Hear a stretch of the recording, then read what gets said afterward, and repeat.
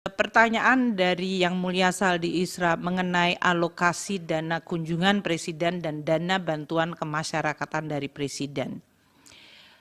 Telah disampaikan oleh Bapak Menko tadi bahwa bantuan kemasyarakatan dari Presiden bukan merupakan bagian dari Perlinsos. Anggaran untuk kunjungan Presiden dan anggaran untuk bantuan kemasyarakatan dari Presiden berasal dari dana operasional Presiden yang berasal dari APBN. Dana operasional Presiden diatur oleh Peraturan Menteri Keuangan 48/2008 yang diubah dengan Peraturan Menteri Keuangan 106 tahun 2008. Sementara dana kemasyarakatan Presiden diatur dalam Peraturan Menteri Sesnek nomor 2 tahun 2020. Kegiatan yang bisa dicakup di dalam dana kemasyarakatan oleh Presiden dan Wakil Presiden dalam hal ini adalah kegiatan keagamaan, pendidikan, sosial, ekonomi, kebudayaan, kepemudaan, pemberdayaan perempuan, keolahragaan, dan kegiatan lain atas perintah Presiden atau Wakil Presiden. Dan bantuan ini bisa diberikan dalam bentuk barang maupun uang. Untuk ilustrasi, tahun 2019 dana operasi Presiden, dana ini adalah 110 miliar anggaran, realisasinya 57,2 miliar atau 52%. Tahun 2020 alokasi anggaran 116,2 miliar, realisasi 77,9 miliar atau 67%. Tahun 2021 119,7 miliar, realisasinya 102,4 atau 86%. Tahun 2022, alokasi anggaran 160,9 miliar, realisasi 138,3 miliar atau 86%.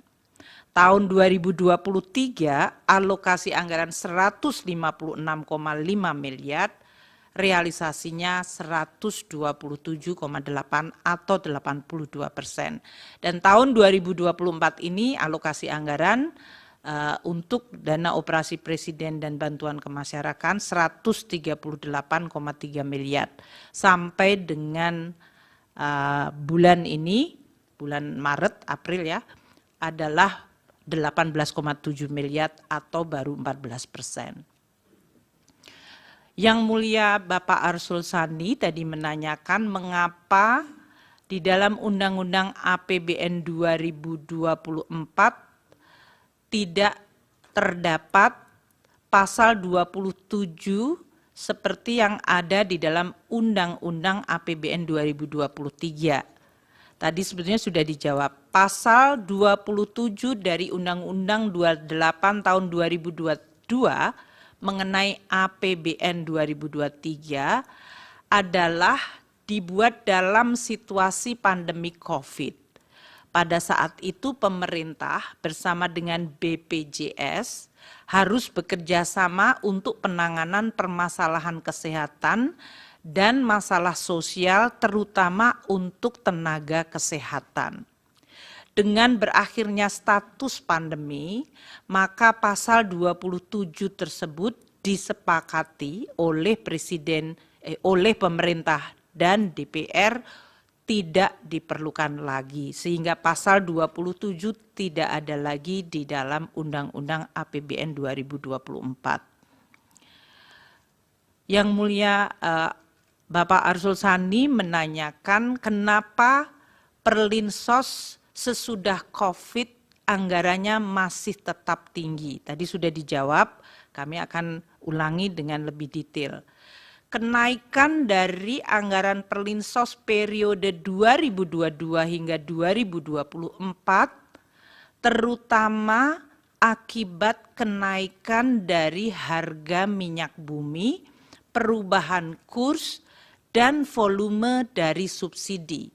Jadi bagian dari anggaran Perlinsos yang paling besar naiknya atau yang mengalami perubahan sangat besar adalah pada bagian subsidi, terutama subsidi energi.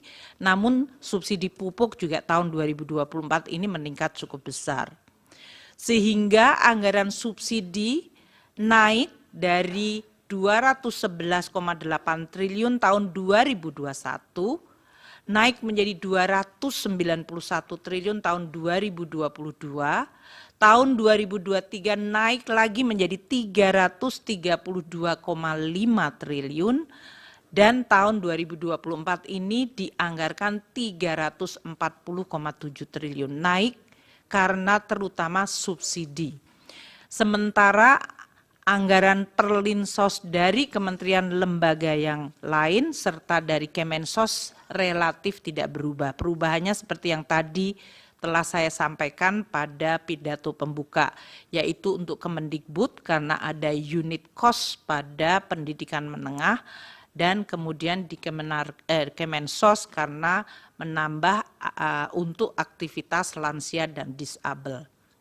Untuk ilustrasi, harga minyak tahun 2021 $68, 2022 melonjak ke 94,5, tahun 2023 dan 2024 ini menggunakan asumsi dan sekitar $82. Untuk nilai tukar tahun 2021 14.312, 2022 naik ke 14.871, 2023 15.255, dan tahun 2024 menggunakan APBN asumsi 15.000.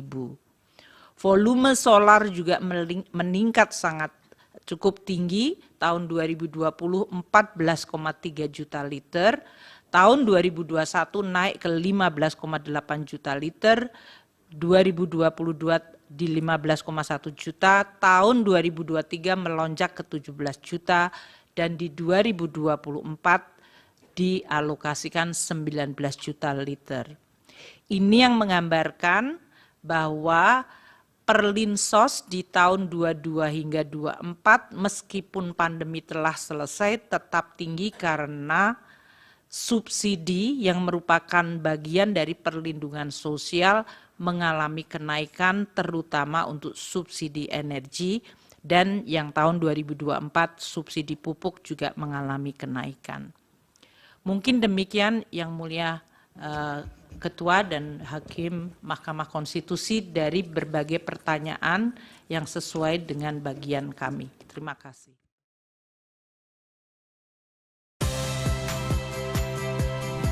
Saya Audrey Chandra, saksikan program-program Kompas TV melalui siaran digital, pay TV, dan media streaming lainnya. Kompas TV, independen, terpercaya,